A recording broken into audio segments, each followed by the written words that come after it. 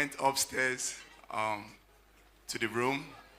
So I just played music. I had a very frustrating morning that early. I had a frustrating morning. So I went upstairs because it's 3 floors. So I went up to the last floor. There's a balcony, and I just put on music to be playing. The music was playing. Then I went to the balcony. Then the music changed. You know when you shuffle music. Then it changed to, I don't know if you guys know Dunsin and you'll call Empire of the Universe. So when the song started playing, I was like, okay, who is this? And I haven't like heard this song before. So I was in the balcony, so I went back into my room to look at my phone to see who's playing and like rewind the song. So I looked at it, I was like, okay, beautiful song. So I allowed it. So I went back outside. Then I was like, the volume wasn't loud enough. I needed to be loud enough so I could hear it from the balcony. So I went back inside. So I was going back inside my room now. I slipped and I fell down.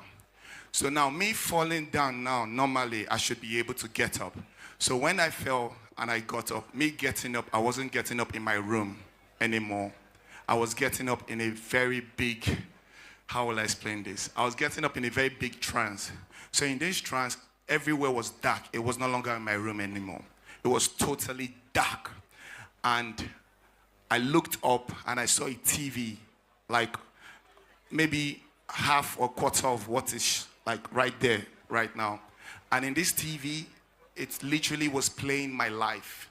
So when I mean it was playing my life, of course, I can't remember everything I've done, you know, from childhood and everything. But there were clips and things I saw when I was in my London days, in Hull, in Spain, in Dubai, even in primary school, things that I could not even remember. I was seeing it play, things that I was not proud of, things that I knew that these things are things that would not really make me good. And it was so painful seeing this thing being played and I was watching it. And all of a sudden, I felt somebody was flogging me.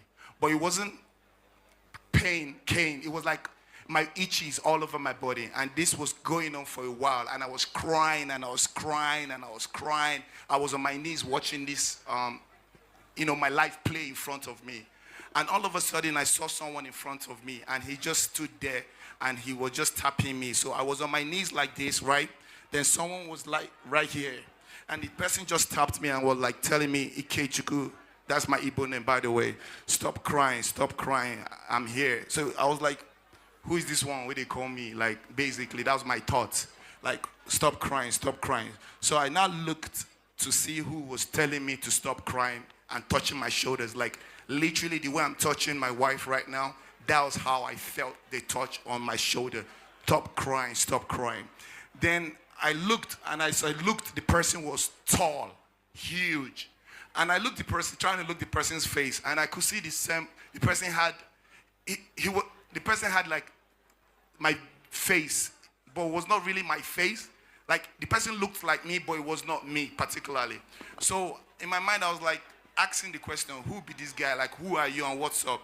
Then he just answered me, but without talking, and actually said, it's me, I'm you. And I was like, oh my goodness, the guy can hear me. And it was like, yeah, I can hear you, but he wasn't talking. He was actually just saying, like telepathic, something like that. So, and I figured that he's me and I'm him, and he was talking. Then I was like, what's up? He said I should stop crying. And I looked. So all of a sudden, it was no longer a dark room. And I saw myself in a very big hall. And this hall was bigger than this. It was like white. And all of a sudden, I saw different people working. Now, these people were not like human beings, but they were like different form of, I don't know how to explain it. Like some had butterfly wings, some had like animal colors, animal legs, different beings. Some were floating, and it was just beautiful. And I saw gardens. And in my mind, I was like, where am I?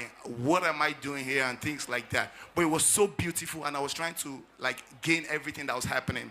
Then I now looked forward. So I looked forward, and I saw a very big chair, like a throne. Now, someone was seated on the throne, right? Now, I was now looking. Remember, I was still on the floor. So I was now gazing to see who this person was. But this person, legs were not legs. It was like light. It was like warm, fiery light. So as I was looking at it going up from down to my knee, in my mind I was like, wait, this person where they that looks like light. If I go all the way to the face, will I like blind or will I die? So I quickly just because I knew I was full of like sin. So I quickly like removed my eyes away from the person. Then all of a sudden, the being beside me, that was me, that told me, Ikechukwu, okay, stand up, give me your hand. So I took him and he walked with me. So as he was walking with me, he was not telling me that, let's go. So as we're walking in the garden. Then we now got to a place where there was a big mirror. In this big mirror, he told me, look, what do you see? So I looked at myself and I was filled with so much dirt. You know when you have like tall clothes, dirt, different things on you. So and I saw the mirror and I was like, oh my goodness. And I started crying more and started crying. He was not telling me, stop crying, Ikechukwu, stop crying, Ikechukwu, stop. I'm just telling you, look, what do you see? And I was not like, I can see dirt. So like, no, I'm not trying to make you feel bad. I just want you to make you see what you've been. And I was not like telling me, I'm sorry, I'm sorry. Then he now told me, don't worry, don't worry. He now told me something. This is where it got more interesting. He now told me, do you know the Bible? I told him, yes. He now asked me, what do you think about the Bible? I think about the Bible that it was, it's something that, is written and not. He said, no, that the Bible is exactly God's words. That, for example, imagine you're traveling to a different part of the world and you need a yellow page or a guideline to be able to find that direction you're going to. That's literally what the Bible was. That I should promise you that if I actually open the Bible and pray and, ask the Holy Spirit to guide me whenever I pray and read it, he would interpret it for me. And that's when I knew that exactly that the Holy Spirit actually helps you read the Bible. And he now told me that I should tell the world that everybody should actually pray, that there's actually like things happen in the world. And that's when I knew that, okay, it's time for me to actually wake up. So he now told me, okay, let's go. Then when we left the place, then we were going back into the garden, but we didn't come the same way. It was a different path. And as we're going into that path, that's when I woke up back into my body in my room. And when I woke up, I was now in the toilet side. I wasn't close to the balcony anymore. And I realized that it's been almost 4 to 5 hours that has been gone. And I started crying and crying and crying and crying, and I wept. That's when I realized that life was more spiritual than physical. My mom has always told me this, but I always thought, yeah, she's mom. She's always trying to project whatever she feels into her children.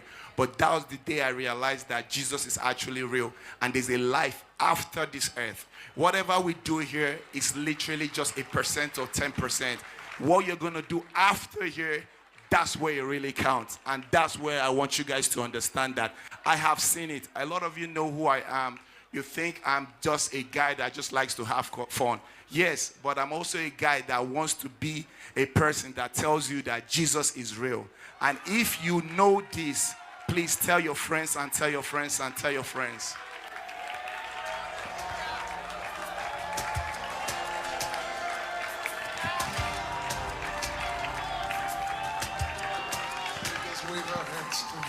So we're just going to sing this song.